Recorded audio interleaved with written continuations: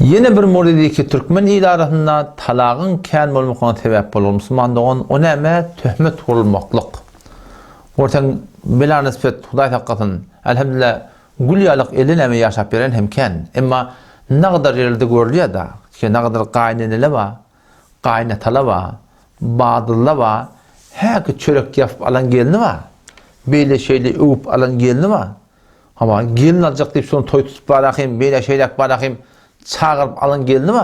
Şu gelilerde Hudaý haqqynyň zat ýoklugyny töhmet kurmalary bar. Tanna başa çizeki merdum ne guýan çiz hadiýen gurun musulmandygyň külli torutyny yalan gurun, ýalňyş gurun. Zat ýoklugyny zat öğretýärler bar. Aslında hiç zat ýok ha. O tarapdan da bolýar. Ortaň körekene töhmet turup ketýär. O şey dip erheleyi bir-birine betgümen edip suratyny Hudaý haqqynyň marakim ýaşaýyşyň çaşmaklaryna sebep bolýar. Elbetde bir dapa ýöne. Resulullah sallallahu aleyhi ve sellem bir mübarek sözü var. İttekû mevâdi'at töhem diptir. Töhmet yerden kaçın diptir. Bu sizatlı bile Müslüman doğullum o da. Ayallı oğullum, erkek doğullum. Dikkat edin o da. Ne kadar da bizim özümüzde oluyor. Vakti seni ayallığın hem tayan oğulun elleşip dursan. Adamın doğusunun elleşip dursan. O da sen yumuşak elin kıtıp alsa. Falan zanipte ete sen adamın sana şek eder mi etmez Müslüman doğun. Sen ne bileyim Mehmet Allah'mış yatın sen. Şu zatlar sebep oluyor. Şu forum töhmetliğin hem ara gelmek göre. Hem şunu mengdes dağıt yerlerden hem kaçmaklık gerek. Sen erkek doğan hem şöyle. Vakti ikiden anırdan geliyordun öyüne. Bu tadı oğlanşan ertten sonra öyde oğlanşan taklap barda. Adip sana ödeş otu. Tan karası diye sen de pıtak gelen de öyün beğuruna geçip bir köpçek buraya doğal çetedi oturdun. O taraftan kim ay diyenine yok falan falan otan gidiyen kişi oluyordun. Şimdi atla başa ne mi getiriyor? Töhmet tutturuyor. Sen batırlı gururun yok olsa Barakim sen kökölmeli ha. Haydi bir gururma kököjek gelmin başka bir yerde etmeli zaten. Şu töhmet yerde ödün koysan, şu ne getiriyor ara? Töhmet getiriyor. O zaman şu da Müslüman doğumda dikkat edin.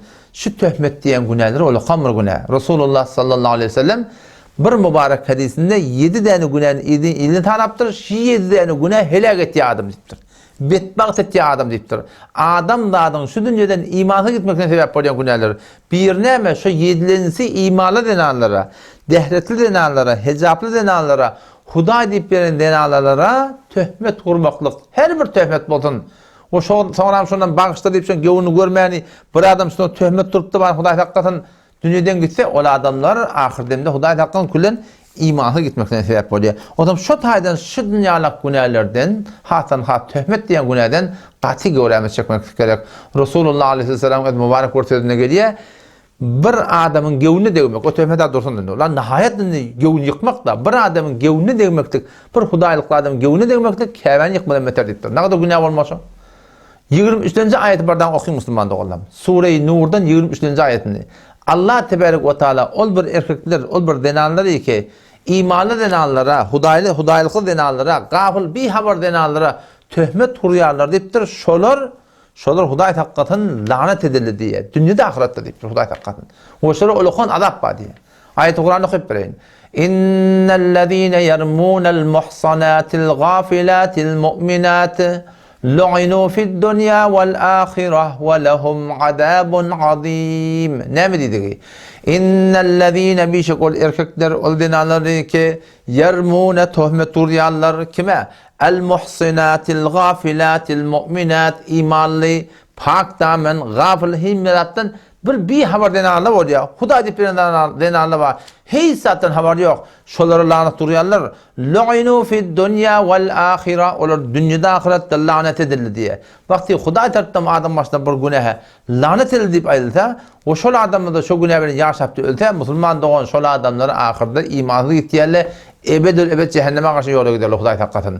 Ve lehum azabun azim. Allah teşrü ulukhan azap var deyipdir. Kime? Şol erkekler, şol denanlara ki imanlı denanlara, gafil denanlara, bir haber denanlara, arasında pak damen denanlara, zat yoklugyny töhmet turýarlar. Hudaý haqqynyň şolar üçin ulukhan azap var deyipdir. Tentabet Allah tebarek ve taala burada da ulukhan nebet o nagda ulukhan bolmaly. Bilýärmi? Hudaý haqqyny ýani.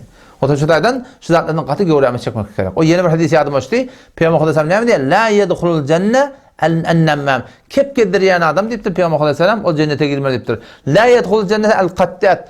Şu turatında onun bunun kefini ona eltip şu turatında gıybata töhmete sebep bolan erkeklerden allar Müslüman doğanım Resulullah sallallahu mübarek söyledi. Ol adamlar nämeler diye imanı giderler diye Hudaý taqqan. Yani cennete girmer diye aytdı. Näme diye aytdı? Hocam imanı gider diye aytdı. Çünkü bir adamın imanı bolsa ol hetmen cennete girecek Müslüman doğanım.